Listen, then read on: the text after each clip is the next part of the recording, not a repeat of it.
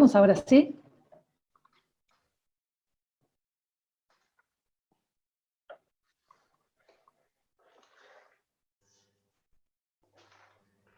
Ahí estamos todos.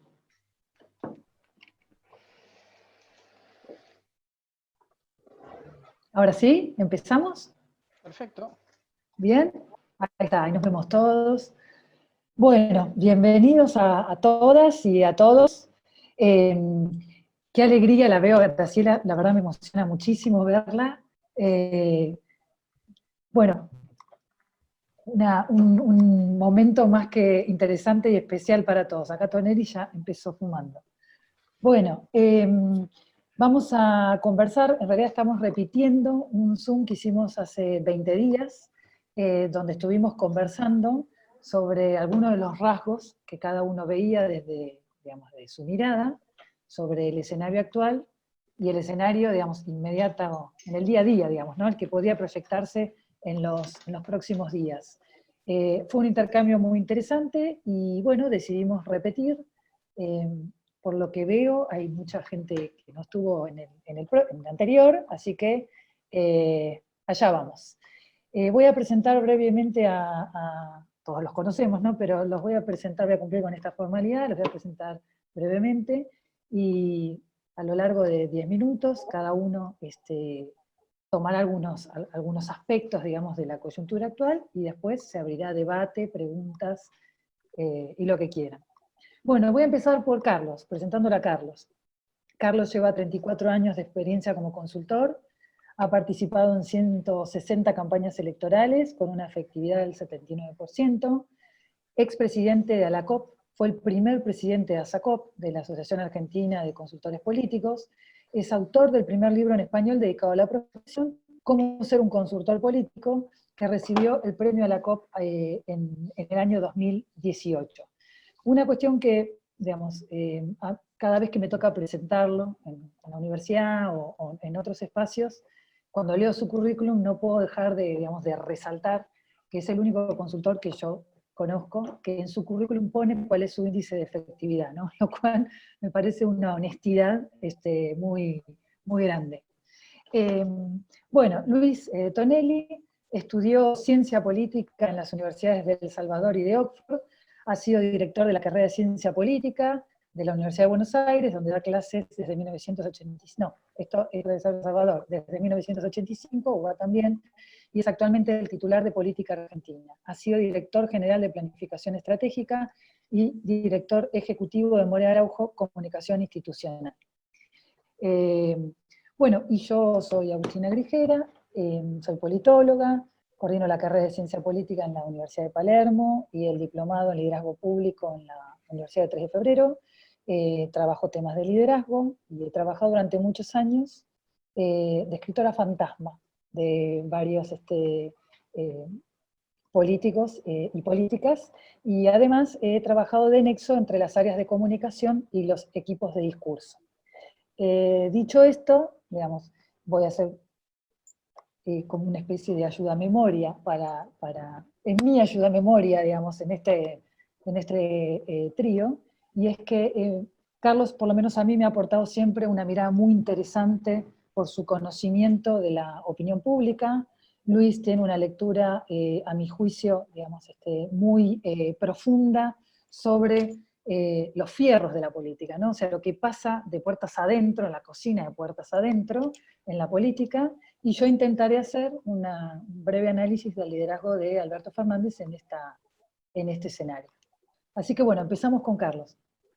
Bueno, gracias Agus, buenas tardes, gracias a todos y todas por estar acá, por acompañarnos, digamos, en este espacio de reflexión, que es lo que venimos a hacer, a analizar, a reflexionar, a intercambiar ideas, digamos, no a quedarnos, digamos, en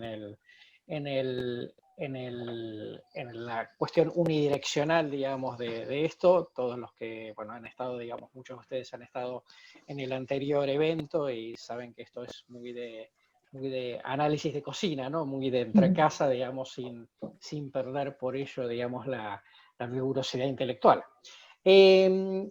Vamos a poner sobre la mesa, digamos, algunos elementos de qué le está pasando a la sociedad, ¿no? Digamos, exactamente hoy, 60 días después del momento en que se dicta la cuarentena obligatoria y que, como decíamos en el título del panel, pasaron cosas, digamos, ¿no? Y entonces, en este pasaron cosas, digamos, desde el punto de vista de la opinión pública, un balance positivo para el presidente, porque el presidente, digamos, prácticamente en el mismo momento en el cual anuncia esa primera, digamos, cuarentena no obligatoria, digamos, cuarentena sugerida, va trepando, digamos, hacia una meseta alta de aprobación con niveles de 80-85%. Ahora está, digamos, en una meseta alta, unos puntos por debajo, más entre 70 y 75%, porque obviamente, digamos, es muy alta, que está, digamos, fuertemente relacionada con la, digamos, balance positivo de la cuarentena, por lo menos hasta acá, del achatamiento de la curva, digamos, de una, digamos, crecimiento de fallecidos dentro de lo lamentable, digamos, bajo para las peores predicciones que se podían tener, digo, por supuesto, con todas las consecuencias económicas y sociales fuertes y negativas que estamos teniendo. En el medio hubo, digamos, claramente coyunturas que no fueron las más favorables, ¿no? Digamos, esos días en los cuales estuvo la famosa viernes de la cola de los jubilados, mal administrada, mal organizada, más la denuncia de sobreprecios en desarrollo social.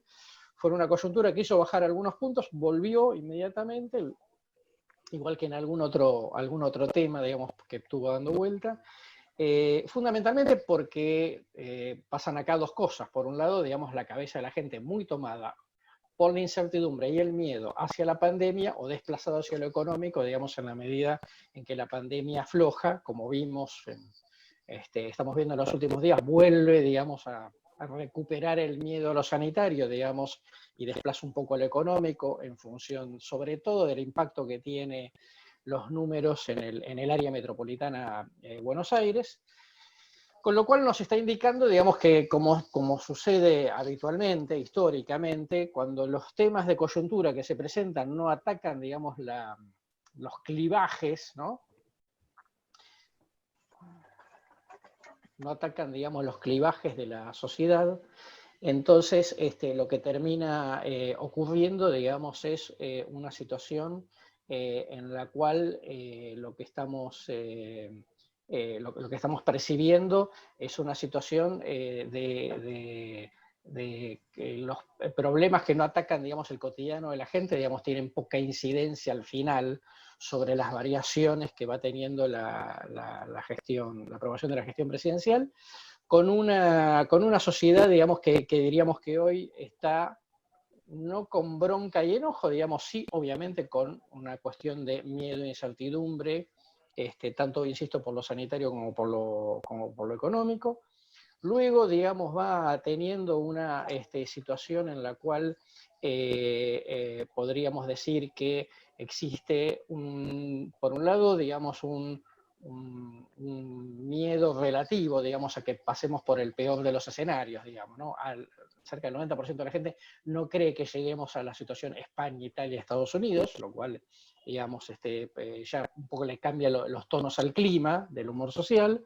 Y por el otro lado, cerca del 80 y pico por ciento de gente que piensa que Argentina va a salir de esta crisis. Por supuesto que sabemos, digamos, que en esas preguntas siempre hay mucho de wishful thinking, digamos, de quiero que vaya bien. Pero lo cierto, digamos, es que nadie pensaría que vamos a poder eventualmente, digamos, uno pudiese salir de una crisis si no se siente, digamos, como este deseo de que las cosas, digamos, vayan en términos positivos. Desde ya que lo que viene logrando, digamos, en términos de imagen, Alberto Fernández hasta acá, tiene mucho que ver con dos cosas. Por un lado, la efectividad de la cuarentena, digamos, aún con todos los debates que existen, que iban a ser absolutamente lógicos, en algún momento se iba a disparar el tema de lo económico. Es una cuarentena, digamos, que se ha ido flexibilizando a lo largo del tiempo, más allá, digamos, insisto, de la situación de la fase 3, sobre todo, digamos, en el AMBA. tengan en cuenta que el 88% de los municipios en Argentina, que no es el 88% de la población obviamente, pero el 88% de los municipios en Argentina no tienen contagios, ¿no? Lo cual de alguna manera eso contribuye, digamos, a que se vaya relajando el miedo al tema de la pandemia particularmente y se traslade, digamos, hacia la situación económica. Y también tener en cuenta que la otra parte vamos a decir así, del componente de la aprobación presidencial tiene que ver con la cuestión de la actitud del liderazgo. Digo, si la gente ve a un líder enfocado en la problemática, entonces obviamente va a contribuir a que esa mezcla de efectividad, que es un aspecto, digamos, un poco más racional, a el aspecto de la confianza que pueda generar, ¿no? Por la calma, por el aplomo, etcétera, etcétera, que el líder esté mostrando en una situación de crisis, termina de conformar este combo. Diría que esto obviamente, digamos, le genera un crédito, digo, al presidente. La gran pregunta es, bueno, ¿esto le va a servir? ¿Cuánto tiempo le va a durar? ¿O esto le va a servir, digamos, para encarar las cuestiones económicas? Bueno, obviamente, digamos, los créditos no son eternos, ¿no? Los créditos, digamos, sobre todo en una situación donde Argentina ya venía de situación complicada previa a la pandemia, y obviamente se complica más con la pandemia, más el deadline, digamos, del tema del vencimiento de bonos. Pero, digamos, hasta acá, con estos 60 días, saca balance positivo, con sus más y con sus menos. Por supuesto, digamos, con dolores de cabeza, algunos dolores de cabeza políticos, algunas dudas que se van presentando, que ustedes vamos a comentar a lo largo del evento, y algunos picos, digamos, más críticos, como el debate sobre las prisiones preventivas, la liberación de presos, sobre todo, digamos, en la provincia de Buenos Aires, etcétera. Todo esto, digamos, cuando uno dice tiene problema, no es que no tenga problema, digamos, el tema es las sociedades hacen balances de los procesos, ¿no? No se quedan, digamos, como una fotografía. Ah, esto me gustó, fotografía al día siguiente, a esto no me gustó, entonces, digamos, quito el apoyo. No, se quedan con balances, digamos, a lo largo del proceso. Por lo tanto, digamos, hay que ver el conjunto de fotogramas, no quedarse, digamos, solamente con la fotografía de un día o de una serie de días nada más.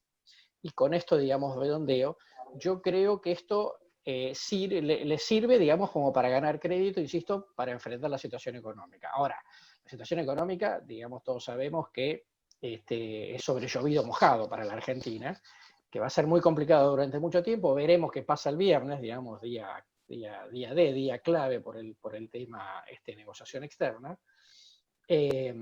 La mayor parte de la gente quiere que Argentina, digamos, no caiga en el default, es cierto, pero también es cierto, digamos, que está muy tomada por lo otro, con lo cual le resulta un poco difícil ponerse a pensar en la negociación de la deuda, ¿no? Y esto, digamos, hay que poder comprender bien la situación para una sociedad que atravesó estos 60 días, yo diría, con muy bajo nivel de conflicto político para el tamaño del problema que había. Una sociedad que estuvo entre las más disciplinadas en cuanto a las medidas de la cuarentena en toda América Latina. Digamos, hay una empresa una empresa de Silicon Valley dirigida por un argentino que ha medido con datos de Google, y, digamos, Argentina ha sido prácticamente el que más ha ido cumpliendo, por lo menos en el primer mes, en la primera fase de la pandemia, lo cual, digamos, habla de una sociedad que, que le pongo, digamos, un dato político, que en general está premiando palomas y no halcones en este escenario, ¿no? Digamos, que esta relación, digamos, que existe de Alberto y Horacio Rodríguez Larreta, digamos, que está en el medio del candelero político, claramente, digamos, es una situación que desde el punto de vista de la opinión pública lo favorece a los dos, porque precisamente, digamos, lo que la sociedad quiere ver es, digamos, no políticos en conflicto, sino políticos tirando al mismo lado, digamos. Y obviamente en el punto de la situación crítica, que hoy por hoy es la ciudad de Buenos Aires, y lo que puede, digamos, aportar el gobierno nacional, ambos ven, vamos a decirlo así, en términos de entre casa, negocio político, ¿no? El llevarse bien y el tirar juntos del cabo. Por eso, digamos, lo que dependiera de ellos sería una relación, digamos, aceitada. Ahora, digamos, cuánto, digamos, aportan, digamos, cómo lo miran los socios de cada uno, bueno, es otro tema que analizaremos acá, pero en definitiva es esto, digamos, fotografía desde el punto de vista de la opinión pública de balance positivo, insisto, tanto desde el punto de vista de cómo hubo efectividad respecto al tema de la cuarentena, con todos los debates habidos y por haber en el medio, y que, digamos, es algún premio al tema del liderazgo, en una situación en donde es la primera vez donde Alberto gana liderazgo por algo que él haya hecho, ¿no? Porque hasta acá había sido, digamos, una figura de la política, pero nunca había sido prácticamente candidato, y que obviamente se tiene el rol el valor agregado del denominador común dentro del frente de todos con la fórmula con Cristina, pero fundamentalmente, digamos, con Cristina poniendo la mayor parte de los pisos, digamos, del edificio. Y esta es la primera vez donde lo que está sucediendo depende, vamos a decir así, de cara a la opinión pública, casi pura y exclusivamente de las actitudes que Alberto tomó frente a la crisis. Y eso, digamos, es lo que me parece que al mismo tiempo que le genera una situación inédita y beneficiosa para él, también obviamente le empieza a generar este fuego amigo, porque esto empieza, obviamente, a despertar conflictos. Genial. Bueno, seguimos con Luis. Bueno, ¿cómo les va? Buenas tardes. Gracias por la invitación. Veo en la platea virtual a muchísimos amigos, bueno, aparte de Graciela, Alberto, Agustín, Segundo, Juan Pablo, qué sé yo, ahí estuve un poco mirando las caras, así que me pone un poco contento. Hace 2 meses que estoy encerrado acá entre 4 paredes, así que es bueno ver caras que uno reconoce y que siempre se manifiestan en su calidez en este momento difícil, en un momento. Me gustaría empezar algo filosófico, porque resulta que para elevar la computadora y que no se me vea la papada, puse unos libros gordos. Y acá justito leo Niklas Luhmann, La sociedad de la sociedad. Y este muchacho nos reíamos siempre, porque decía que la sociedad era un sistema que no estaba integrado por personas, que estaba integrado por comunicación. Y ahora uno entiende a dónde iba el alemancito ¿no? Porque realmente miro por la ventana, no hay nadie, parece que tiraron la bomba de neutrones y la sociedad está acá, ¿no? En pura comunicación entre esta virtualidad a la que nos condena una herramienta de la Edad Media como es la cuarentena, ¿no? Tanto avance científico, tantos satélites que mandamos, si hay algún ser viviente más allá en los confines de nuestra galaxia, tecnología que permite a que mi hija discuta con su nuero tranquilo porque mi nieta está con el celular en la mesa sin romper las bolas. Toda esa tecnología, hasta ahora, digamos, no nos ha servido para enfrentar, por lo menos en Occidente, para enfrentar a la pandemia de una manera que pueda hacer conciliar esto que es la libertad y la seguridad, ¿no? En otro hemisferio esto no está en duda, digamos. No hay una tensión. En lo nuestro sí, y es una tensión de la cual estamos orgullosos, pero es tan difícil sostener desde nuestro supuesto, porque una primera cuestión que quiero decir de este virus es que realmente lo que ha hecho es arrasar con todas nuestras certidumbres, ¿no? Nuestras certidumbres que parecían muy establecidas, digo, mismo la certidumbre de la sociedad, la certidumbre del Estado-Nación, la certidumbre de una supuesta cooperación a nivel internacional, la incertidumbre de los avances científicos, ¿no? La incertidumbre de la solidaridad, todas las certidumbres estas hoy están en duda. Ahora, el problema es que no podemos más que responder desde ellas, y en todo caso aprender, reformarlas, pero sin poder avisorar demasiado lo que viene más allá de 4 o 5 metros de nuestra nariz. Porque día a día, no sé si a ustedes les pasa, a mí me pasa que me sorprende, ¿no? Esto de sentirnos cada vez más pequeñitos frente a lo que, por otro lado, es una típica pandemia que ha sufrido siempre el mundo. Pero claro, un mundo interconectado por un lado.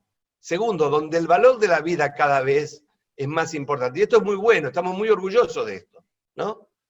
Digo, yo no sé si ahora con las cámaras y todo hubiese sido posible el desembarco en Normandía contra los nazis. Imagínense cuando iba a salir un blindado mostraban un soldadito que se agarraba el dedo, entonces todo, uy, mirá, pobre pibe, se agarró el dedo. Entonces, ¿cómo mandábamos a la muerte a pelear contra los nazis a nuestros hijos? ¿No?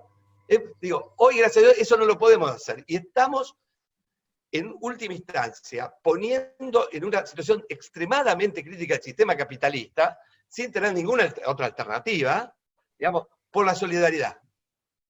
Por la solidaridad, que obviamente siempre la solidaridad es en donde nos vemos nosotros, ¿no? Porque el próximo somos nosotros, ¿no? Pero, digo, más allá de esto, es muy emocionante. Y en los países donde, por estas afanes, digamos, de seguir en esta cinta de velocidad que es la competencia en el mundo, han intentado otra vía, realmente el saldo en muertos ha sido luctuosísimo, ha sido tremendo, ¿no? Y ha pasado por encima de todos los sistemas hospitalarios, y han tenido que regular. Digo el caso de Donald Trump, o el caso del primer ministro inglés, o donde sea.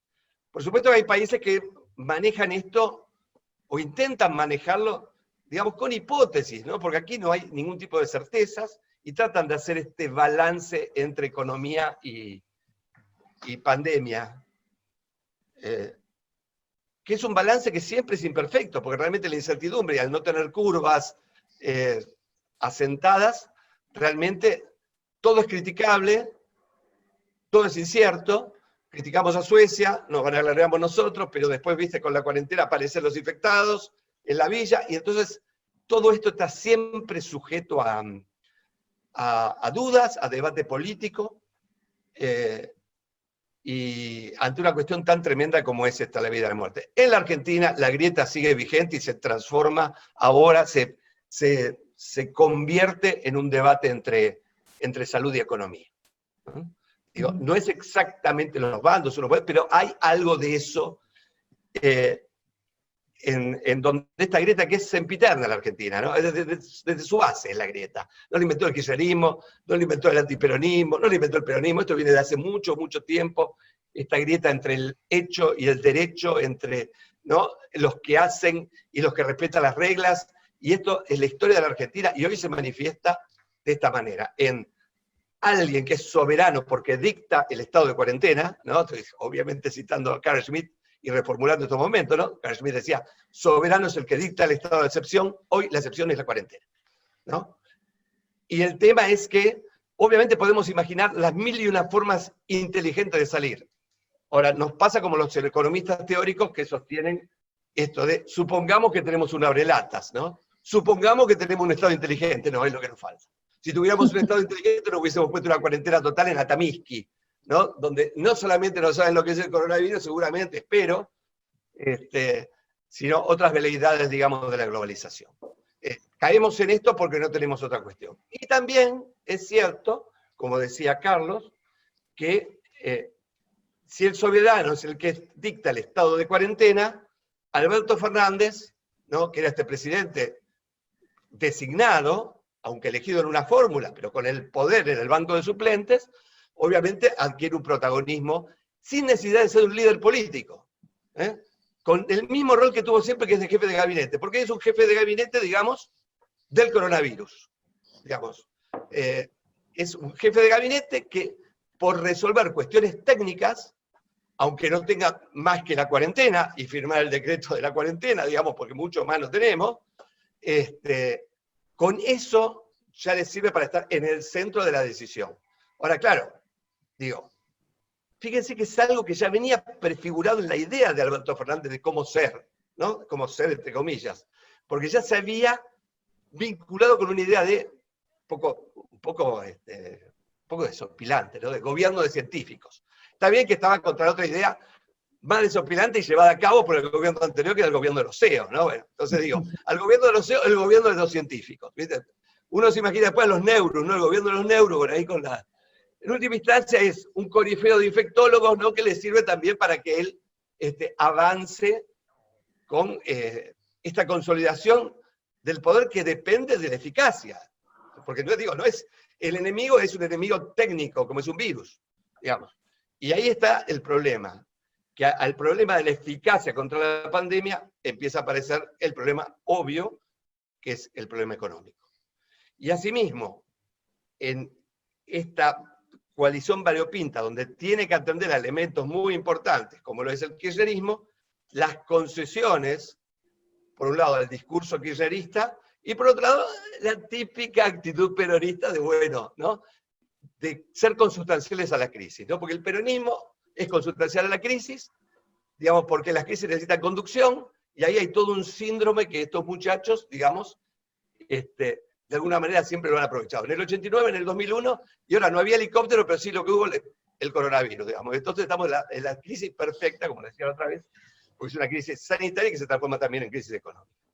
¿Cómo va a seguir? Y qué sé yo, ¿no? Digo, con esto de redondeo. Realmente los desafíos que tiene el presidente son nunca vistos. Digamos, gobiernos que enfrentaron el 10% de esto, digamos, fracasaron. Realmente cuando uno mira los números de abril, la caída es de casi el doble de lo que cayó la economía, digamos, en el 2002. ¿No? Estamos hablando encima de un mundo paralizado, de una economía en coma 4 inducido, y una política también en coma 2 inducido, ¿no? Pues digo, se puede criticar al presidente, bueno, por estas cuestiones de los decretos, por estas cuestiones, bueno, de darle algo al discurso acá, por estas cuestiones de, digamos, el oficialismo que le tira el bardo a Horacio Rodríguez Larreta y esconde los datos de la provincia, todas estas cuestiones. Son minucias frente al hecho de alguien que está comandando una guerra, fíjate el discurso bélico, su enemigo que puede estar en las ropas y en el aliento de los que más queremos. Mi nieta puede traerme el coronavirus, ¿no? Entonces digo, frente a eso, frente a esas cuestiones, fíjese, por un lado, tan absolutas en la incertidumbre, estamos navegando este mar en una Argentina que realmente está exhausta, que lleva 50 años de decadencia, produciendo pobreza como nunca, y que realmente esto nos lleva a tener que evaluar realmente, no como solo salimos de esto, sino que en el mundo que viene, ¿no?, con esto termino, ¿qué vamos a hacer? El proyecto presentado por Guzmán a los acreedores ve un crecimiento en la Argentina del 1,7 del 23 al 2030. Uno dice, ¿qué va a crecer eso? Bueno, si creciera eso necesitaríamos 150 años para duplicar el PBI. 150 años. Eso es el estatuto de la resignación, digamos, que se suma a veces al estatuto del resentimiento, ¿no? Que hay una alegría de que el capitalismo lo vuele por los aires. Toda la tenemos. Si es para mejor, mejor, ¿no? Digo, pero resentimiento y resignación me parece que están por ahí y tendríamos que pensar un poquito cómo zafar de eso. Por ahora hasta acá. Bueno, siempre me queda atrás tuyo, que es algo que es anímicamente como difícil de remontar. Pero bueno, yo voy a mirar un aspecto voy a intentar mirar un aspecto más pequeño. Carlos decía que la sociedad, voy a tomar un hilo de cada uno, ¿no? Carlos decía que la sociedad en este momento parecería premiar más palomas que halcones, y Luis decía que Alberto es un jefe de gabinete eterno, ¿no?, que ha transformado eso en un liderazgo que probablemente no sea un liderazgo político, ¿no? Entonces yo quería agregar estos datos más para conversarlos que por tener certeza, que por supuesto no la tengo, pero es que desde hace unos años, digamos, hay varios estudios internacionales que vienen tratando temas de liderazgo, como el Eurobarómetro, el Latinobarómetro, la Encuesta Mundial de Valores. Hay muchos estudios que vienen detectando cómo en Occidente, digamos, se viene transformando la mirada de los ciudadanos sobre el liderazgo. Esto me parece que es muy importante porque desde hace años se registra, y nosotros en su momento lo registramos con Carlos en un observatorio que tuvimos, ahí está Rosendo Alsina, que también participó con nosotros, registramos los mismos datos en Argentina hace 3 o 4 años, una especie de desplazamiento, ¿no?, de la mirada del líder verticalista, lleno de certezas, casi con una cosa como muy fálica, por un líder mucho más visto desde esa perspectiva, ¿no?, mucho más modesto, menos altisonante, con otras habilidades que tienen que ver básicamente con 2 puntos.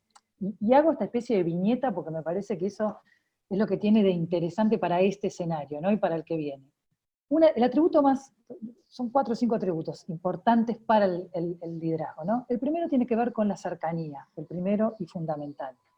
Lo hemos repetido, lo escuchamos en todos lados, pero yo creo que vale precisar acá que la cercanía tiene que ver con esto de que la clase política no se autonomice. Es decir, no suelte la agenda de la ciudadanía y se ocupe de una agenda propia, ¿no? El segundo atributo tiene que ver con la transparencia. Lo charlamos un poco en el otro Zoom que hicimos. La transparencia no tiene que ver solamente con no robar, que por supuesto es un atributo muy importante, sino con la transparencia de poder decir cuando el líder no tiene las soluciones, cuando puede poner arriba de la mesa los límites de una situación y compartir precisamente eso, cuáles son los límites, ¿no? Hay un autor interesante que se llama Rosambalón, que trabaja el tema del buen gobierno, ¿no? Y planteaba esto, que los líderes crecían en potencia, digamos, cuando tenían una cosa que él denominaba hablar veraz. Es decir, un líder me es creíble en la medida en que lo que dice me es verosímil. Y esa verosimilitud tiene que ver incluso con decir, este tema no sabemos cómo resolverlo, ¿no? Entonces, la transparencia tiene que ver con eso también, no solamente con el no robar. Y los otros atributos están íntimamente relacionados, tienen que ver con la innovación, porque la innovación, que no tiene que ver solamente con la innovación tecnológica, sino con la posibilidad de probar nuevas políticas, nuevas alternativas para resolver los problemas de siempre, que claramente hasta ahora no han sido resueltos, ¿no? Después de la innovación, el tema de la formación, la importancia de que los líderes estén permanentemente capacitándose. Claramente hay una mirada ahí de que el mundo está demasiado complejo como para que un líder tenga todas las respuestas. Y finalmente, asociado a este atributo, el tema del trabajo en equipo, ¿no? Yo me acuerdo la campaña de Cambiemos en el 2015 con el tema del equipo de los últimos, el mejor equipo de los últimos 50 años. Me acuerdo incluso desde columnistas hasta colegas, digamos, que se reían de ese eslogan. Y yo me acuerdo que nosotros mirábamos los datos en este observatorio de cómo ya en otros países estos atributos habían empezado a tener mucho peso. Y la verdad es que era muy claro que ese atributo estaba pesando, el tema del equipo.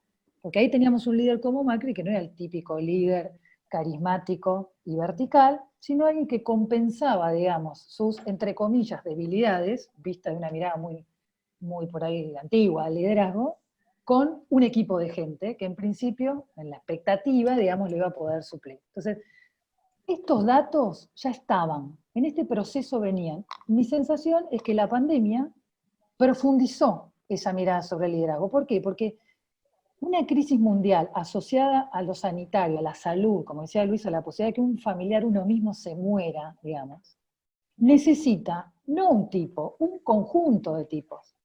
O sea, si en esta situación vos vas a la clínica, no querés que te atienda un médico, querés que te atienda la clínica entera por las dudas, ¿no? Digo, en estos momentos jovesianos de crisis, digamos, yo quiero que me atienda un tipo o una tipa que tenga la capacidad de consultar a todos los saberes que lo rodean, y si puede consultar 5 veces mejor, digamos, ¿no? Entonces, la hiperpersonalización de la comunicación y de la gestión que demanda una crisis internacional, creo que en este escenario, impresionante Luis atrás, la foto que tiene atrás impresionante, creo que en este escenario sus características personales cuajan perfectamente, por esto que decía Luis, ¿no? O sea, un jefe de gabinete llega, y bueno, yo creo que el escenario en el que estábamos, les hago un breve punteo, y después ya si alguien quiere profundizar lo dejamos para las preguntas, pero ¿por qué me parece que entra como por un guante en esta situación? Primero porque, digamos, sus atributos personales, el líder tiene básicamente sus propios atributos personales para funcionar como líder, ¿no? Su discurso, su comunicación y su entramado político para sobrevivir, ¿no? Es decir, su sistema de alianzas y de adversarios. Sobre el sistema de alianzas y adversarios, yo, digamos, no me voy a meter ahora, Luis incluso maneja este tema muchísimo mejor que yo, pero sí me parece que en el tema de los este punteito quiero hacer. En relación a los atributos personales de Alberto Fernández, da la sensación que 15 años atrás no hubiera sido el líder más interesante. Ahora, ¿cuáles son sus atributos? Primero, viene del riñón del Estado. Como decía Luis, es el jefe de gabinete permanente, digamos. Es alguien que desde hace años hace carrera dentro de la gestión. No es menor este aspecto, ¿no? Digamos, no es alguien que es marketinero, no es alguien que es carismático, no es alguien que viene del mundo de la farándula, digamos, es alguien que viene de, como una vez le escuché decir a Luis, y la verdad que me quedó me quedó tan grabada la imagen, porque me pareció que era perfecta, era que viene el sistema digestivo del Estado, ¿no? O sea, es como una especie de enzima que viene, o sea, más adentro del Estado no se puede venir, ¿no? Y entonces, miren en qué momento tenemos a alguien que tiene estas características. La segunda cuestión es que fue elegido justamente porque puede componer, digamos, fue elegido en la fórmula, primero por Cristina y después por el electorado, porque es alguien que aparece como alguien menos estridente y con mayor capacidad para componer, digamos, con los demás, para articular con los demás.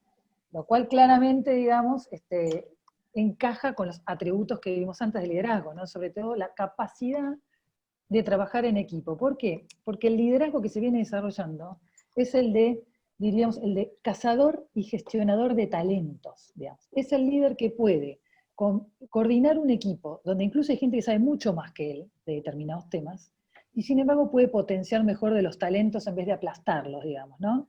Ese es un poco el liderazgo que se venía perfilando, y ese es el liderazgo que en principio muestra, digamos, Alberto Fernández hasta ahora, ¿no? O sea, por eso mismo que era la segunda opción, o la opción menos interesante, a mí me parece que ahora, en este escenario, pasa al frente con atributos que son necesarios para este escenario. El tema de la formación, el atributo, acuérdense, de la formación, la innovación, me parece que tiene que ver con esto que conversamos del gobierno de los científicos, ¿no?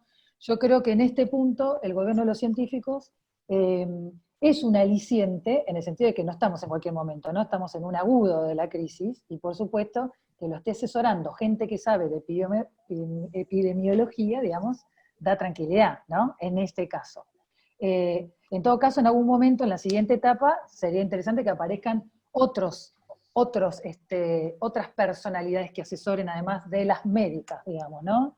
Que empiece a estar rodeado de economistas, de gente que puede, digamos, ayudarnos a pensar lo que sigue después de este agudo, ¿no? El tema de la transparencia, digamos, hasta ahora, por lo que decía Carlos, el tema de los jubilados, el tema de los sobreprecios, no han logrado, digamos, en el balance, achatar, o hablando de la curva, no han logrado planchar, digamos, su aprobación. Y bueno, y el tema de la cercanía, a mí me parece que es justamente una de las grandes fortalezas. Y acá, para cerrar, dejo para pensar cosas en las que yo vengo también como masticando lo siguiente, ¿no? Cuando uno hace el seguimiento del curso de Fernández, hay ejes que son muy interesantes, y yo creo que los desarrolla muy bien, y se reflejan bastante y poco en los medios, ¿no? Como si hubiera, más allá de la cuestión de los medios y la interna y de lo que sabemos, da la sensación que hay una especie de margen ahí para potenciar su comunicación, ¿no? ¿A qué me refiero?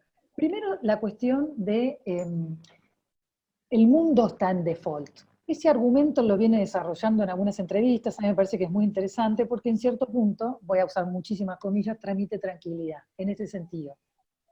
Él cuenta, por ejemplo, en varias entrevistas, que Jeffrey Sachs le decía que 40 países van a entrar en default, ¿no? Entonces, ahí hay un argumento para trabajar, de que en realidad, digamos, esta es una sensación en la que, una situación en la que no estamos solamente los argentinos como hemos entrado solitos otras veces, ¿no? Sino que acá hay una cosa que es un fenómeno global, igual que el virus, y que podemos incidir hasta cierto punto. Y él ha desarrollado una cosa muy interesante en esos discursos, que no se ve reflejado tanto en la comunicación después en los medios, y es que esto supone una oportunidad. Nosotros después podemos pensar si supone o no una oportunidad, pero en términos del discurso político, que crea, digamos, cierta empatía, expectativa, ganas de seguir acompañándolo, me parece que es una fortaleza que hoy no está explotada. Y el otro argumento que me parece que es muy interesante, Carlos mencionaba que hay análisis que muestran que nosotros los argentinos cumplimos con muy al pie de la letra, por lo menos al principio de la cuarentena. Yo creo que ahí hay un dato, para mí, el más interesante para explotar, y es el tema, lo desarrolla en algunos de sus discursos, con el tema de la responsabilidad social, o la responsabilización social en la cuarentena, ¿no? Como diciendo, bueno, no nos alcanza un policía en cada esquina, entramos en la etapa en que la cultura cívica, digamos, tiene que incorporar que la gente se tiene que cuidar, ¿no? Que nos tenemos que cuidar. Cuando él hace ese discurso, siempre agradece a la gente, ¿no? Lo plantea como un mérito de todos, no como un mérito del gobierno. Y acá me parece, con esto cierro, que está lo interesante. Creo que este pico de popularidad, digamos, tiene sustento en términos del liderazgo que ya se venía planteando, y el que por supuesto, digamos, tiene que ver con este escenario tan dramático e inédito, y creo que le podría presentar a él una gran oportunidad para trabajar su identidad como líder político, ¿no? Y la identificación con su liderazgo. Acá para mí está el nudo, que tiene que ver no solo con salir de la cuarentena y de la pandemia, sino del mundo que hay que reconstruir después. Está faltando un relato, a mi juicio, que ponga más claramente por qué él es el mejor líder que podemos tener ahora y el que viene después, digamos, ¿no? Porque los elementos claramente están, digamos, en sus características personales y en lo que venía de antes. Yo pensaba, por ejemplo, qué interesante sería que en su comunicación, pensando en términos de lo de la cercanía, ¿no?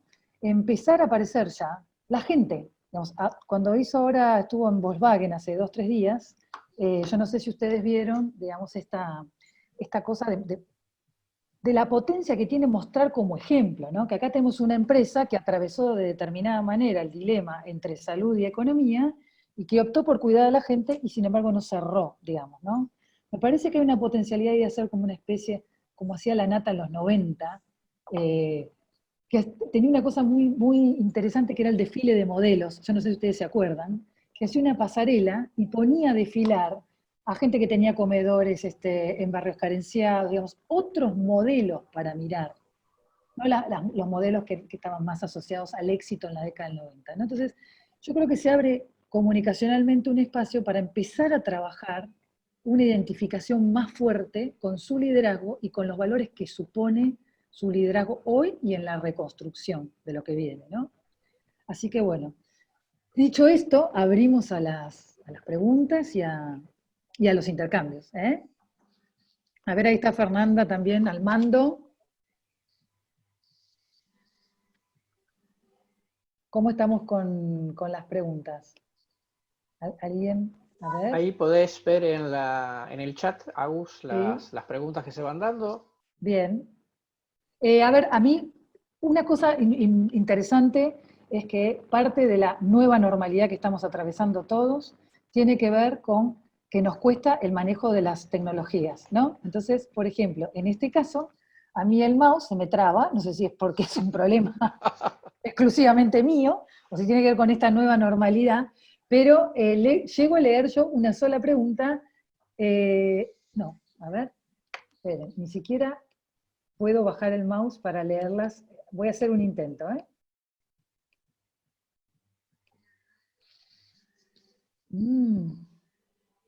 Lo tengo un poco complicado, si alguien puede suplirme, No, si apelamos a la colaboración.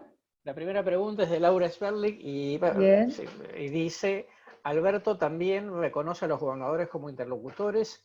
¿El equipo es para independizarse y generar su propia base de sustentación? Ahí estoy logrando bajar logré bajar el mouse.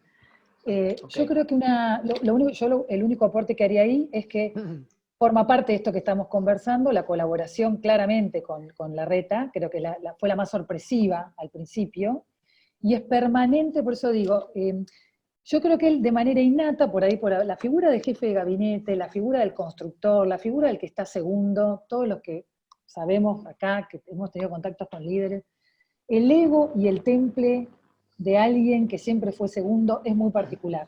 No es el que encabezó la lista. El que encabezó la lista tiene un tipo generalmente de personalidad, y el que fue segundo está templado, digamos, en otras cuestiones, ¿no? Hay una cosa, yo la verdad que no sé si él lo ensaya o es muy natural, pero cuando uno revisa sus discursos, en todos los discursos hay una apelación a esto es mérito de los gobernadores, los intendentes, la oposición, generalmente lo nombra a Larreta, y también de la sociedad, digamos, ¿no?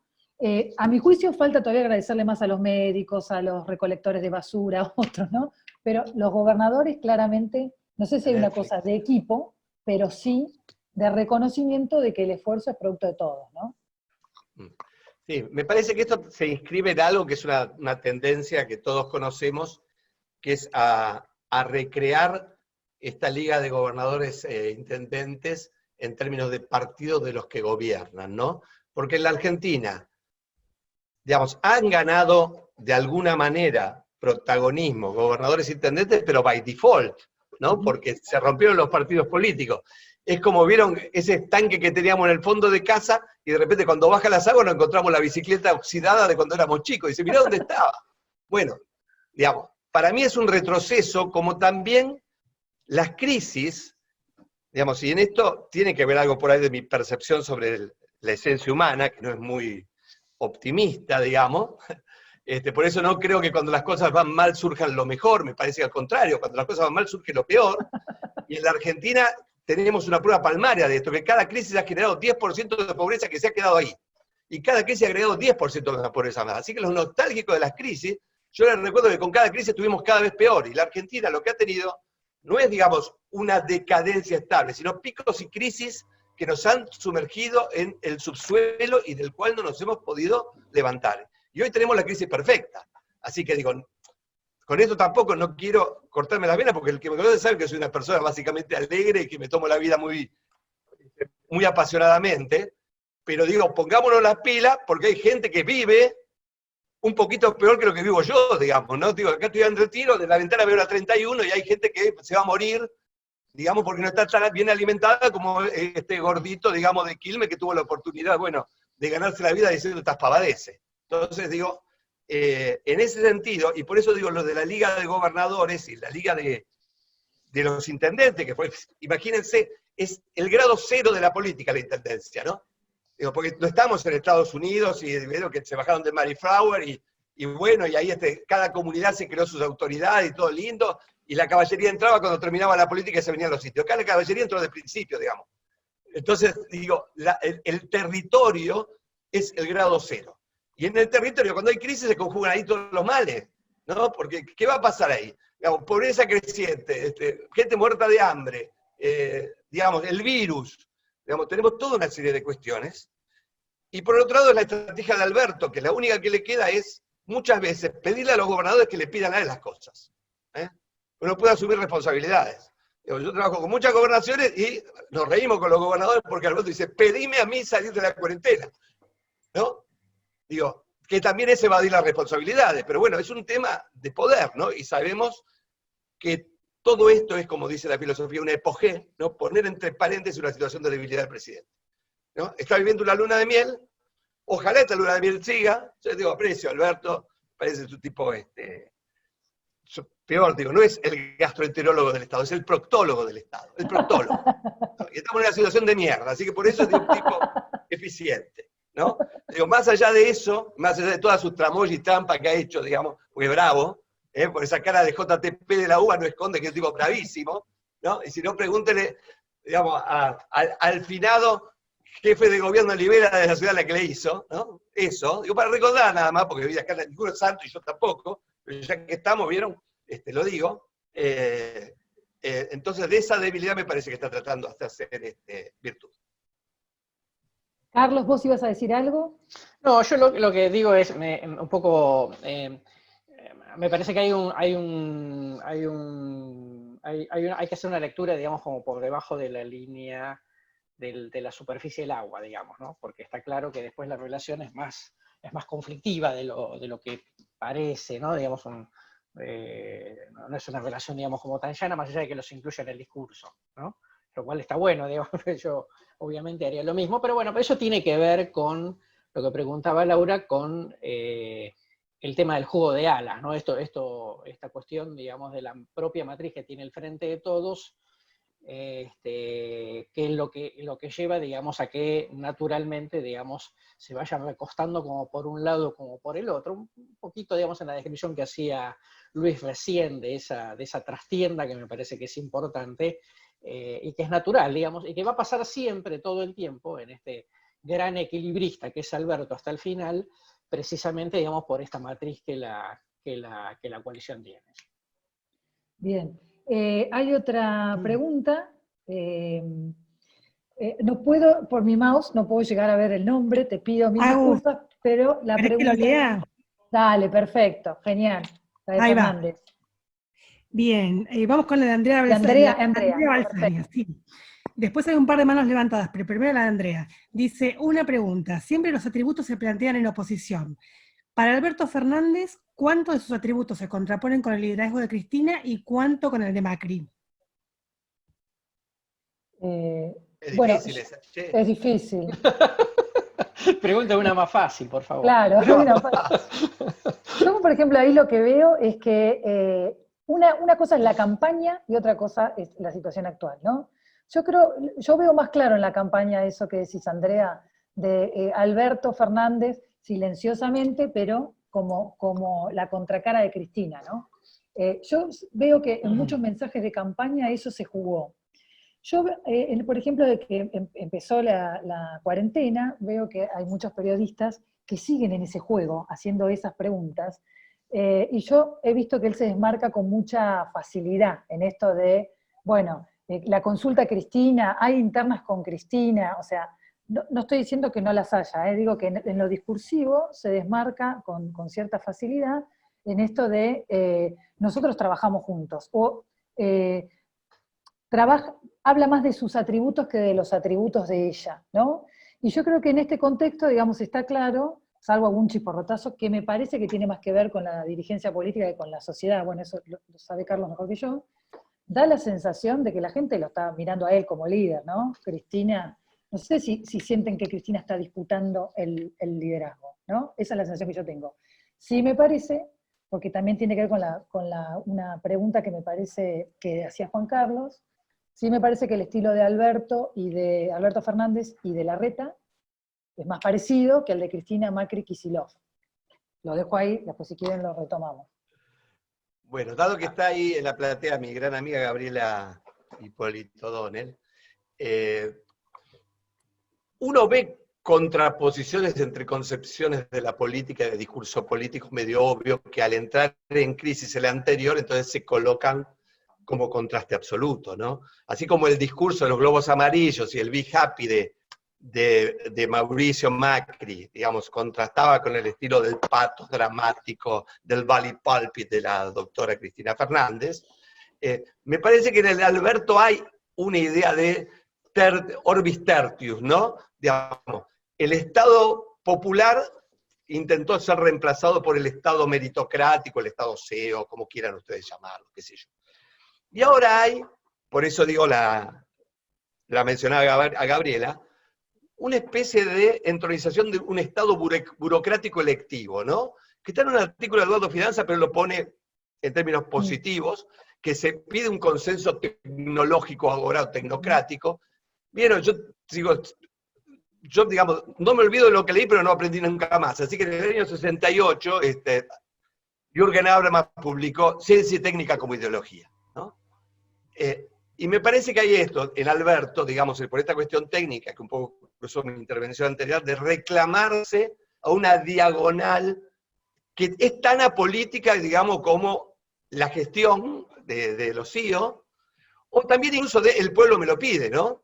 Porque finalmente lo que es la política congeniar entre contradictorios y no pedir una legitimidad más allá de romperse los cuernos, digamos, con los demonios que tenemos, como decía Max Weber, ¿no? Porque eso es la política. Si realmente un absoluto tuviera preponderancia sobre otro, si la libertad, digamos, probamos que era mejor que la equidad, o la equidad mejor que la libertad, y así sucesivamente, no hace falta la política. La política hace falta cuando entran en contradicción absolutos.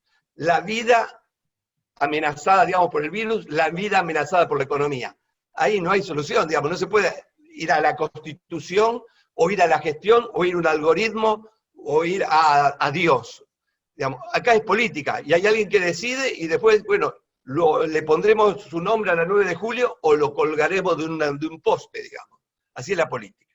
Así que me parece que en esta contradicción, Alberto, para diferenciarse, me parece que ya desde el principio, como les decía, encontró esta idea de la ciencia, ¿no? El Estado, por eso digo, en vez del Estado burocrático, autoritario, ¿no? El gran concepto de Guillermo O'Donnell, pareciera que quiere mostrarse como un Estado burocrático electivo. Claro, el tema es que tenemos esta burocracia, no la burocracia, ni siquiera la burocracia de los 60, ¿no? Seguimos con la próxima. Carlos, no Y adelante. algo? No, sigamos con la otra, por favor. Yo no sé si acá falta el signo de pregunta que dice Mildred Torok, a Luis le está haciendo mal la cuarentena. Sigo. Dice así, Bruno Carlino. Lo que pasó con Néstor Kirchner y Eduardo Duhalde en 2005, ¿en algún momento se dará entre Alberto y Cristina?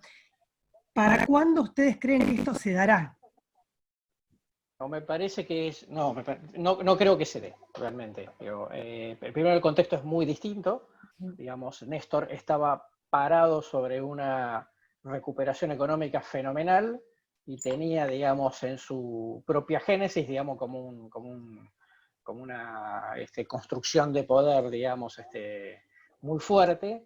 No creo que Alberto, no tiene ni la personalidad, pero no digo que no tiene la personalidad en términos negativos, simplemente, digamos, es otro tipo de persona y cree que entiende, digamos, que su momento histórico, digamos, es otro completamente distinto. O sea, para decirlo, digamos, un poco más de entre casa, no se puede hacer el vivo, ¿no? Porque no tenés los recursos como para, digamos, disciplinar políticamente, enamorar a la sociedad mediante vía del consumo, etcétera, etcétera. Por lo tanto, digo, es un escenario que nada es imposible en política, yo diría que es muy poco probable que Alberto decida, digamos, hacer lo que muchos piensan, otros quieren, de pegar un volantazo, digamos, y volverse el dueño, digamos, del proyecto político desplazando a Cristina. Porque además, Néstor tenía que desplazar a un Duhalde que siempre fue una figura, digamos, que llegó por una circunstancia como muy particular. Nunca terminó de ser un gran líder Duhalde. Para mi gusto, digamos, me parece que fue una gran contribución como presidente, pero nunca fue un gran líder, y esto es muy distinto, ¿no? Porque acá, digamos, Cristina es, gusten o no guste, digamos, es una líder muy particular, yo diría, digamos, un liderazgo muy fuerte, ¿no? Es un fenómeno bastante atípico en sí mismo, y por lo tanto la posibilidad, digamos, de que alguien se pueda plantar como diciendo, bueno, ahora que yo tengo el poder, con látigo y chequera yo hago desde el Estado y entonces anulo a la otra figura política, me parece, insisto, muy poco probable. Luis, ¿querés aportar algo de esto? Si no, le damos la palabra a Graciela Fernández Mejide, que la está pidiendo, y después Sí, seguimos porque con no la tengo Argentina. nada que decir de que estoy peor, porque ya es malo, así que por ahí que me vaya mal la cuarentena me hace bueno, qué sé yo. Graciela, le damos la palabra. ¿Ya viste? Sí. Gracias, gracias a todos. No, menos mal que acabas de decir lo que decías, Carlos, porque durante todo el tiempo me dio la sensación de pertenecer a un grupo, parcialmente, que estaba viendo cómo hacer para asesorar a Alberto Fernández para que le fuera mejor. Y yo la verdad que no tengo muchas ganas de ser consultora, aunque cuando fueron las elecciones, cuando vi el resultado, dije, uy, vamos a tener que ser todos albertistas para que no lo planche Cristina Fernández de Kirchner. Y me alegro lo que vos dijiste de que Cristina es una personalidad muy particular de la política. Yo no sé si yo diría liderazgo, pero que es una personalidad que incluso ha disfrazado sus deseos de convicciones ideológicas, como si las tuviera. Yo la conozco, fui diputada y senadora al mismo tiempo que él, que ella podía cambiar de convicciones tan pronto como su jefe político le decía que convenía, y era Néstor Kirchner, y después cada vez que lo necesito.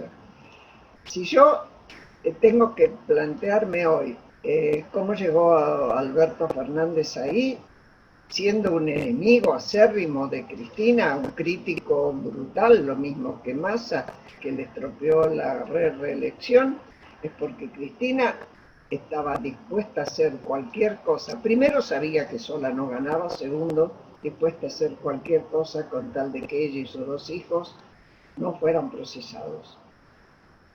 Y creo que es su gran objetivo y creo que fue el acuerdo. Si no, no se explica contra qué oferta se da una presidencia de la nación. Yo creo que por eso también Alberto hizo todo lo que pudo para ganar por más puntos de los que terminó ganando, porque quería tener una diferencia. Quería de ese 35 que se suponía que tenía de base Cristina, si él sacaba 48 como aspiraba a hacerlo, esos eran de él. En realidad no pudo, y lo que se lo dio fue la pandemia. Y en la pandemia, en el triángulo que significa hoy, que tenemos hoy, que es salud, economía e instituciones, la parte salud realmente Alberto Fernández fue lo suficientemente hábil, inteligente y, yo diría, concreto como para convocar a la gente que realmente sabía de lo que él no sabía nada, y ninguno de nosotros sabía nada, y sabía más o menos, o por lo menos podía encararlo, y por eso armó el equipo de científicos. Ahora no armó un equipo de economistas para encarar el tema de la deuda, y no arma, y tardó todo lo que pudo para que funcionara el Congreso y la justicia, ni te quiero contar. Es decir, en el triángulo, el lado de la salud, bien, 10 puntos, podríamos decir, dadas las circunstancias. En el lado de la economía, veremos qué pasa el viernes, como decía Carlos. Y en el lado de las instituciones, yo creo que estamos mal, directamente mal. En tanto y en cuanto, incluso cuando se está hablando de reformas en la justicia, todos nos ponemos alerta para ver qué tipo de reforma va a haber y si se van a meter con la Corte Suprema, qué va a pasar con Rosecrans, etcétera, etcétera. En concreto, yo no dejaría para nada de lado la tensión Cristina Fernández de Kirchner, Alberto Fernández. Cristina Fernández de Kirchner sabemos que se caracteriza por no tocar nunca de cerca una crisis, y mucho menos si hay muertos o si hay enfermos. Lo ha hecho siempre que hubo catástrofes de distinto tipo, evitó ser tocada por ellos, y ahora lo ha hecho también. Tal vez sea su error, porque si esta pandemia resulta no tan agresiva en nuestro país, donde es cierto, Luis, que hemos tenido una conducta en general bastante buena, pero también la tiene Uruguay, sin una cuarentena como la nuestra. Es decir, son actitudes de determinados sectores de sociedad que realmente yo no sé si se pueden explicar por los niveles de acceso a la información, por los niveles de convicción, etc. Y una sociedad, la nuestra, que por otro lado es muy anómica con respecto al tema institucional. Fíjense que solo saltó cuando quienes se iban a poner en libertad eran presos comunes. Es decir, el tema seguridad puso al rojo vivo, y hasta hubo cacerolazos en el conurbano, y sirena de la policía, por supuesto. Pero no cuando queda en libertad vudú, o cuando sale el secretario de Derechos Humanos a hablar de la libertad de debido, de este o del otro, sin que nadie diga, esta boca es mía. Y no les calienta demasiado, ¿no? No se calientan demasiado, tampoco se han calentado con la libertad de un ex militar médico de la ESMA. Es decir, no aparece ahí sigue siendo más bien la figura de Fernández bastante apreciada. Yo sigo las encuestas que más o menos me llegan, con pequeños altos y bajos típicos. Lo que no sabemos qué va a pasar, y yo creo que él tiene claro, me parece que tiene muy claro, que tiene que evitar el default. Ahora, ahí hay dos posibilidades. O predomina esta posición de Fernández, y ojalá sea así, de evitar el default, o en la tensión predomina él, nos arreglamos solos con lo que tenemos. Y vamos a la reunión de Puebla, donde el único país que tenía representante éramos nosotros. Yo creo que todavía eso no está resuelto a mi criterio, no está resuelto, y que en lo que a mí respecta, yo creo que hay que hacer mucho hincapié en el tema de las instituciones. Porque, bueno, no vamos a decir que si anduvimos mal con los sucesivos default, que ya lo decías Luis, vos, y también vos, Carlos, con una tradición casi defaultiana, ni que hablar del tema de las dificultades que tenemos cuando tenemos que ver con las instituciones. De aquella famosa 83, donde se dijo una democracia republicana, bueno, tenemos una democracia y de lucha. De baja intensidad, diría don Guillermo Gómez, ¿no es cierto? Bueno, yo dejo ahí, son señalamientos nada más, no pretendo tratar de muchísimo. Gracias. Bueno,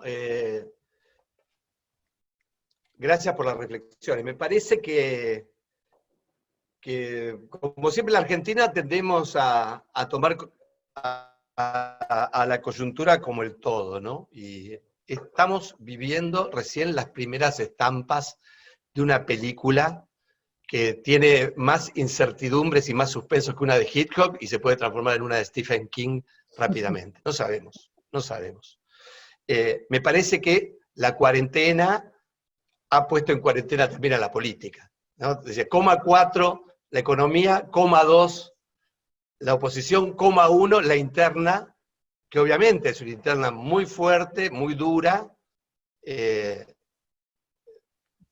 Todos sabemos la relación entre Alberto, especialmente cuando se fue, y de la manera que se fue Alberto Fernández, y todo lo que ha dicho Alberto Fernández, donde las críticas que nosotros le podemos hacer a la expresidenta son nada en relación a las barbaridades reales o no que dijo Alberto Fernández de ella, ¿no? Entonces, dicho esto, y me parece que Cristina también es una persona que, no sé si aprende, pero que no olvida seguro. Me parece que hay una retirada estratégica que le permite esta situación, pero cuando esto cambie, todo eso va a volver y por ahí vuelve para peor, porque por ahí las circunstancias son mucho peores. Cuando uno mira los números, no sé por qué van a ser mejores que cuando Alberto asumió. Realmente las circunstancias son peores. Sí tiene la excusa que a los países del mundo le va a ir peor, lo cual, yo coincido con Agustina, es un argumento, pero también estructuralmente son menos recursos que pueda contar la Argentina. Y para terminar, y algo que dijo Graciela muy importante, es el tema del default, donde Alberto no es independiente de la visión de Cristina. Y ahí vamos a ver quién se impone. Porque yo recuerdo que estaba en Nueva York cuando un llamado de Cristina liquidó la negociación que venía llevando Kicillof con los hollows. Habían garpado el Club de París y derrumbaron la negociación por un llamado de Cristina, que no le quería dejar la cosa resuelta, que la siguiera. Llámese Scioli, llámese Macri. Entonces no sé si no estamos en una situación igual. Porque cuando uno habla con los amigos kirchneristas, algunos dicen, mirá si Cristina le va a dejar que Alberto se coloque esas medallas. Bueno, no sé, son todas cuestiones de radio pasillo.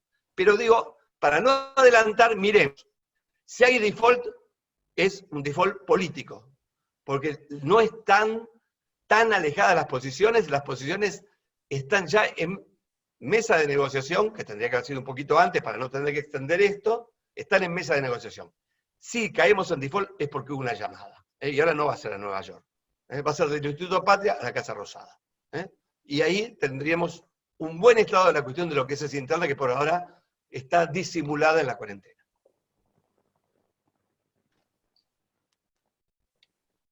Bueno, seguimos. Hay una pregunta de Marcelo Peláez. Las crisis tienen marcadas etapas que tienen que ver con el diagnóstico, la toma de medidas y la reconstrucción. ¿No creen que la comunicación de Alberto está demasiado enfocada en diagnosticar y repetir medidas sanitarias como si no hubiera futuro pospandemia? Me parece que acá lo que hay que prestar atención es dónde está la sociedad, ¿no? Digo, la sociedad está entre la incertidumbre y el miedo de lo sanitario o la incertidumbre y el miedo de lo económico. Es muy difícil, digamos, hablar de cosas que le hagan correr riesgo al presidente, en este caso, de enfocarse en un discurso donde la gente le diga, pero pará, que no sé cómo voy a comer mañana, no me hablé de otra cosa, ¿entendés?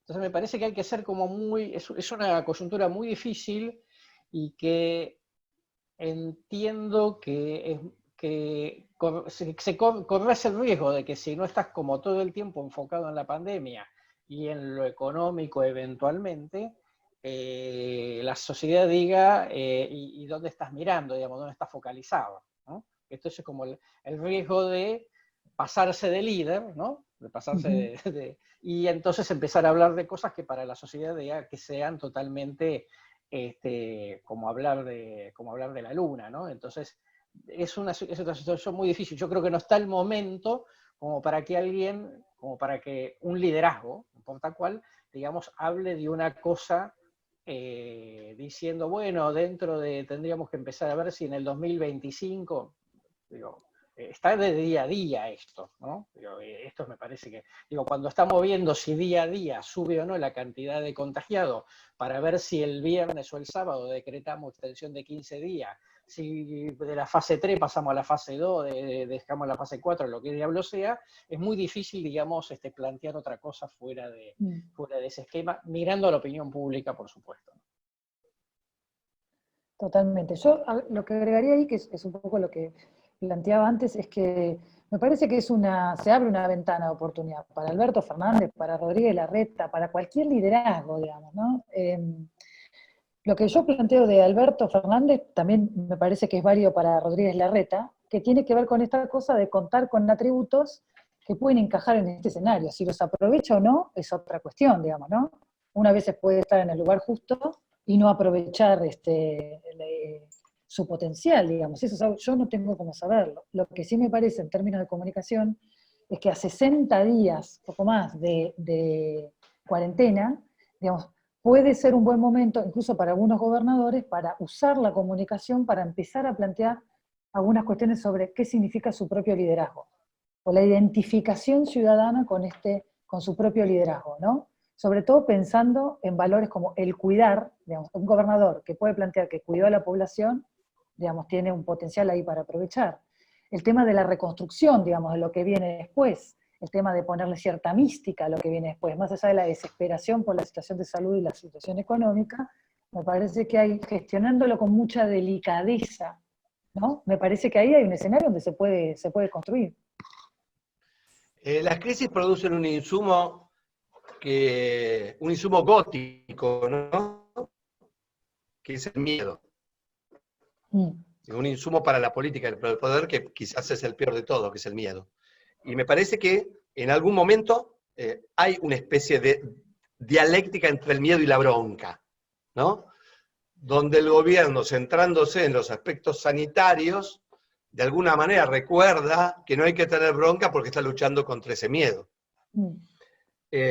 Pese a todo, aparte pese al discurso, me parece que el gobierno no solamente se dedica a la cuestión sanitaria, sino que intenta contrabandear algunas cuestiones. Y algunas cuestiones que son muy importantes, que tienen que ver con las libertades individuales, que tienen que ver con este manejo del poder que va en contra de las instituciones. Graciela decía algo al respecto, importante.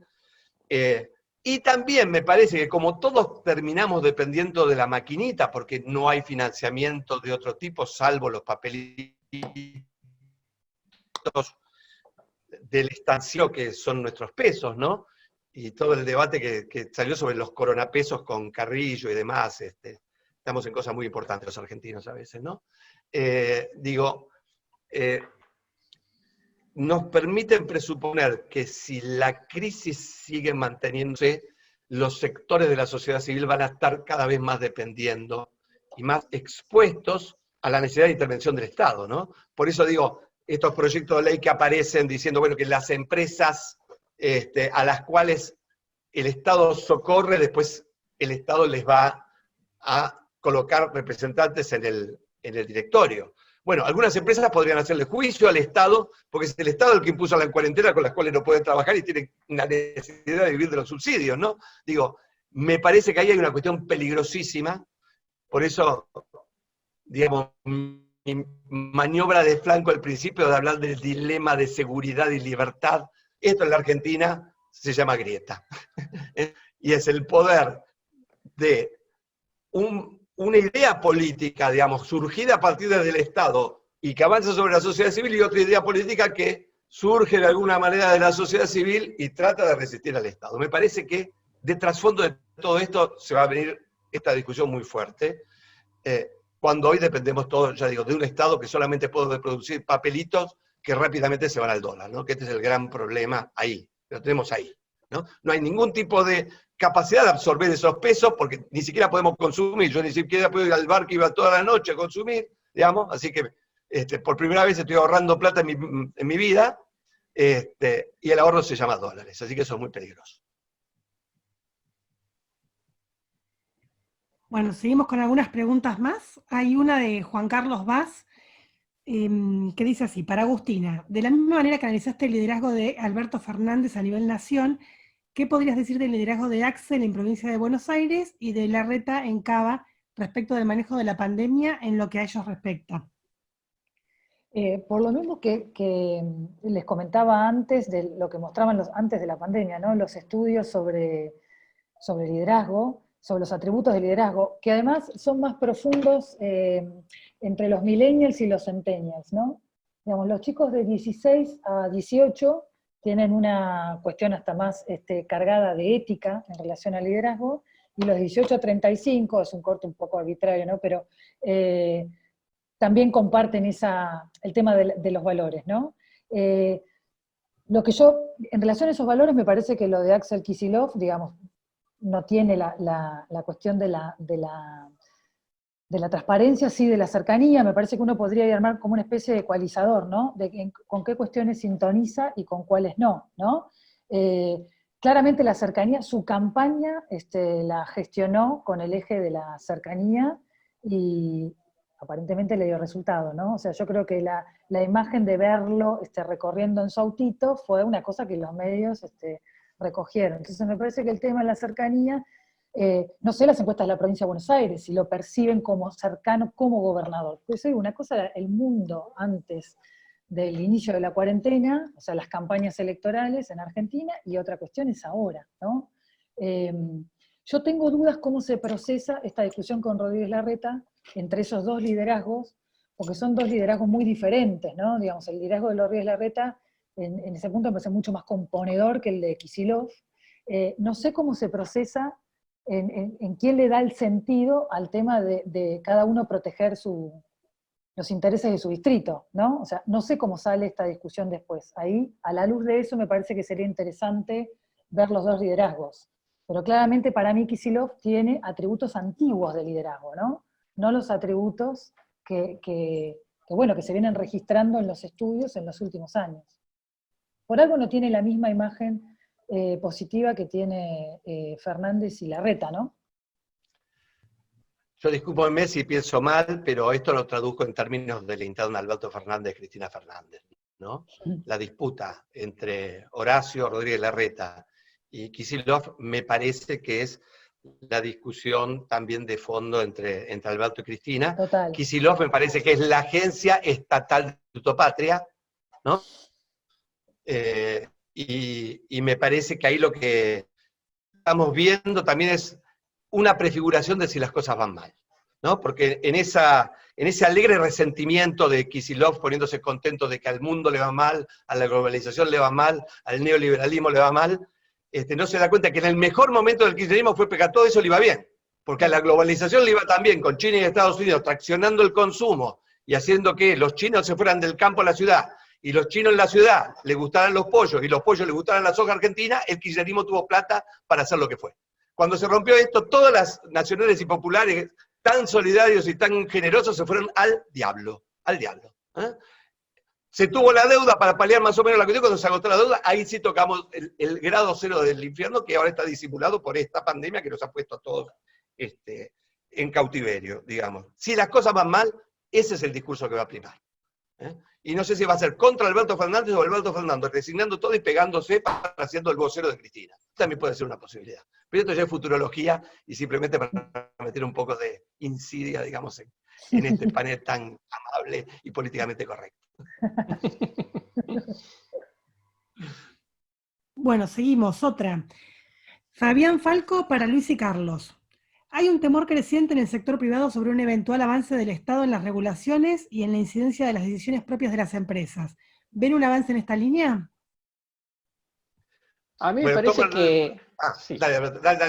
No, a mí me parece, digamos, primero, me parece que de vuelta volvemos sobre el tema de la matriz del Frente de Todos, ¿no? Digamos que hay visiones distintas, lo cual, digamos, vamos a tener esta tirantez todo el tiempo de alguna parte que ladra y otra parte que dice, no ladres tan fuerte, digamos, que no hace falta, ¿no?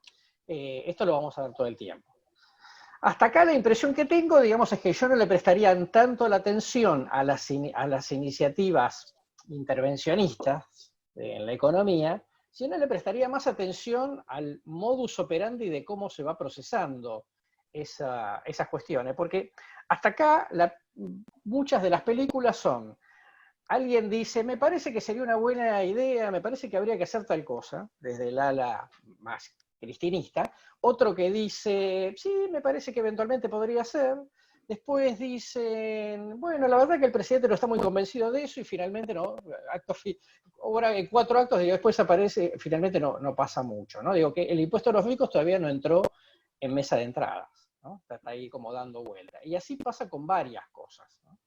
Entonces yo digo, me parece que hay que ver más cómo se procesa cada una de estos declaraciones o intenciones o proyectos, etcétera, etcétera, y prestarle menos atención, digamos, a simplemente cómo lo plantea, digamos, una parte de esa coalición. Porque está claro, digamos, que hasta acá, digo, y la lista ya va siendo bastante frondosa, de ideas que andan dando vuelta, pero que después no terminan en ninguna parte, por lo menos hasta acá, digamos, ¿no? Como que terminan en callejón sin salida. Y entonces eso también es Alberto, ¿no?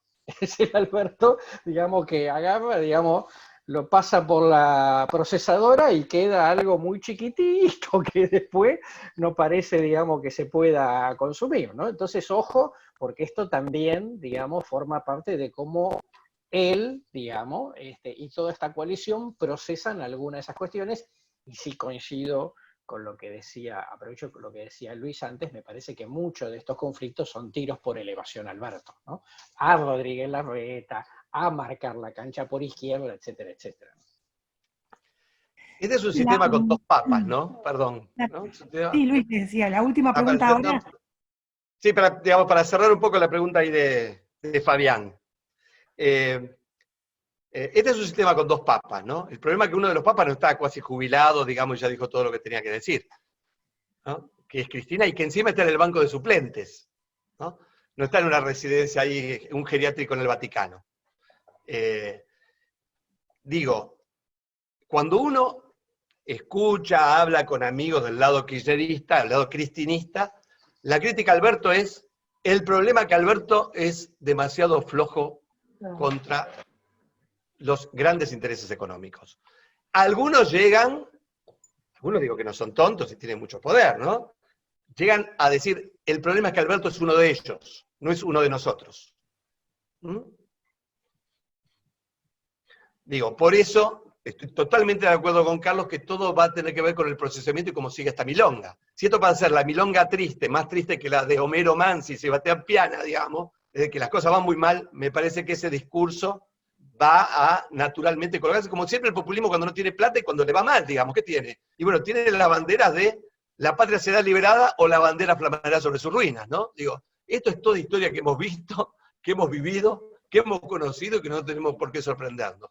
Lo que sí tenemos que tener, los que más o menos estamos en otra perspectiva, es tener los anticuerpos, digamos, preparados para cuando el coma inducido se termine, no porque por ahí zafamos, sino porque se acaban los medicamentos farmacológicos para estarnos dormidos. Perfecto. Bueno, última pregunta y cerramos. Hay unas cuantas que quedaron sin hacer, pero ya nos quedamos cortos de tiempo. Quedará para la por mail. próxima. Claro, por mail o por otros medios. Los O para cobramos, la le cobramos. próxima. Siempre es bueno que quede para la próxima. La última es de Horacio Sterman. ¿Qué debería hacer la oposición en estos tiempos? ¿Cómo evalúan su accionar? ¿Qué le recomendarían hacer para que ganen espacios y votos pensando en las próximas elecciones nacionales? O una de todas esas. Agus. Carlos. Tiene la pelota, Carlos. sí. Yo creo que tomar nota de lo que sí, como algunos acuerdos, primero tomar nota de que es una foto, ¿no? Es como un auto a 290 kilómetros por hora, digamos, puede fallar muy rápidamente, ¿no?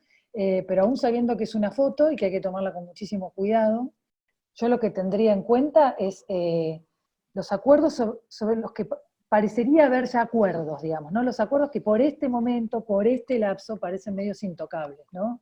El tema de que el Estado se ocupe de la cuestión de la salud, Carlos decía al principio que había como una especie de retroceso en esto de estos últimos días, en las mediciones, que la opinión pública otra vez volvió a estar temerosa con el tema de los contagios, ¿no? O sea, yo tomaría nota de eso y tomaría nota de la cuestión de la cooperación. Es muy difícil porque hay que encontrar un rol siendo oposición, y a la vez mostrarse dispuesto a colaborar, porque colaborar, cooperar, llegar a acuerdos, cuestiones que muestren que la agenda de la sociedad está más presente que la agenda de la política, ¿no? Por supuesto que la oposición representa un sector de la sociedad que por supuesto tiene diferencias con el oficialismo, de eso se trata la democracia, pero lo que digo es que es difícil, es muy artesanal, me parece que caminar como por un desfiladero, pero sí tomar nota de los acuerdos que parecerían en estos 60 días, digamos, no caer, ¿no? Carlos. Gracias, gracias Agus. A ver, es de estas situaciones muy complicadas porque son, como decía yo al principio, la sociedad está premiando palomas y no halcones, ¿no? Digamos, si no Cristina hubiera crecido en imagen positiva y no creció, el que creció fue Alberto. Y este es él, bueno, y todo esto, digamos, a partir de eso, Tonelli Dixit, ¿no? Todo el desarrollo de Luis sobre esta noche. Entonces, el punto es cómo navegar sintonizando, porque hacer una de menos es fácil, el problema es hacer una de más en esta cuestión, ¿no? Y me parece que precisamente, digamos, por eso, por lo menos en el área metropolitana de Buenos Aires, las dos figuras de mejor imagen son quizás dos competidores de la elección, los dos competidores de la elección de 2023, ¿no? Alberto y Horacio. Precisamente porque los dos, insisto, lo dijimos ya, digamos, entienden que es negocio político para los dos ir, digamos, en succión, como si fueran Schumacher y Barrichello, digamos, hace mucho tiempo, digamos, formando parte de Ferrari, ¿no? Sabía que uno o el otro, digamos, iba a ganar, porque a los dos, digamos, le convenía entrar en esa cuestión. Ahora, por supuesto que esto en algún momento se va a terminar, digamos, por supuesto que después en algún momento, digamos, volveremos, digamos, cada uno volverá a agarrar sus armas y defender su terreno, pero en todo caso, a mí, yo lo que creo, digamos, es que el punto es, la oposición no puede hablar de economía porque digamos, la mayoría, el 48%, lo votó al voto para que arregle la economía que, digamos, no terminó bien, no importa quién lo desarregló, digo, pero que no terminó bien con Macri, ¿no? Está claro, la economía se apagó, dice Alberto, decía que la economía hay que encenderla, lo votamos para que la encendiera, bueno, ahora tiene la pandemia, digamos, veremos qué hace. Entonces digo, porque si no puede hablar el gobierno de economía, tampoco puede hablar la oposición, en realidad nadie podría hablar de economía en la Argentina, ¿no? En teoría, en términos políticos. Eso por un lado, digo, con lo cual no puedo hablar de economía. Sí, de todas las cosas, digamos, que me parece que se dijeron a lo largo del panel. Respecto a las cuestiones institucionales, sí, por supuesto, digamos, ¿no? Las cuestiones que tienen, las dudas que se presentan respecto a de diversos tipos de cuestiones, la justicia, el funcionamiento del Congreso, hasta la app de cuidar, digamos que ahora más o menos juntaron con la oposición y parece que se pusieron de acuerdo técnicamente, en fin, digamos, pero lo que no puede hacer la oposición es decir, señores, están, digamos, desde el curso institucional, pura y exclusivamente sin poner ninguna idea de decir, no hay que enamorarse de la cuarentena. Bueno, está bien, entonces decime cómo se sale de la cuarentena. Y siempre reflejo, digamos, una anécdota de un diputado opositor en la década del 90, muy honesto, él, digamos, muy bien dedicado a su tarea, que un día, digamos, en un gran debate, digamos, sobre reforma de la ley jubilatoria de la época de Menem, sale, digamos, cruza del Palacio del Congreso a su oficina, el otro lado de la avenida Rivadavia, y entonces la para una jubilada que lo agarra de la solapa, que reconoce que es un diputado, pero no sabe muy bien quién es, porque lo vio en la tele, le dice, ¿y usted, diputado, qué hace?